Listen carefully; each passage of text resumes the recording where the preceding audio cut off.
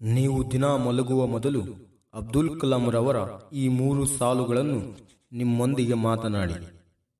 ಮೊದಲನೆಯ ಸಾಲು: ನಾನು ಬಲಿಷ್ಠನಾಗಿದ್ದೇನೆ, ನನಗೆ ಅದು ತಿಳಿದಿದೆ ಮತ್ತು ನಾನು ಮಾಡಬಯಸುವ ಎಲ್ಲ ಕಾರ್ಯವನ್ನು ನಾನು ಮಾಡಬಲ್ಲೆ.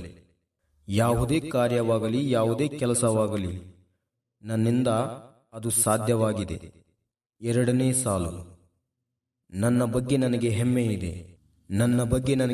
ಇದೆ, ನಾನು ವಿದ್ಯಾರ್ಥಿಯಾಗಿದ್ದೇನೆ, ನಾನು ಟೀಚರ್ ಆಗಿದ್ದೇನೆ, ನಾನು ಒಬ್ಬ ಕಾರ್ಮಿಕನಾಗಿದ್ದೆ, ನಾನೊಬ್ಬ ಕಾರ್ಮಿಕ ಮಗನಾಗಿದ್ದೇನೆ, ನಾನು ಏನಾಗಿದ್ದೇನೋ ಅದರ ಬಗ್ಗೆ ನನಗೆ ಹೆಮ್ಮೆ ಇದೆ.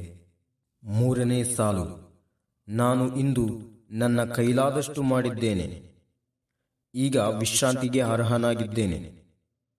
ನನ್ನ ಸಾಧಿಸಬೇಕಾದ ಕಾರ್ಯಕ್ಕೆ ತಕ್ಕಂತೆ ನನ್ನ ಕೈಲಾದಷ್ಟು ಕಾರ್ಯಗಳನ್ನು ಇಂದು ನಾನು ಮಾಡಿದ್ದೇನೆ, ಈಗ ವಿಶ್ರಾಂತಿಗೆ ಅರ್ಹನಾಗಿದ್ದೇನೆ.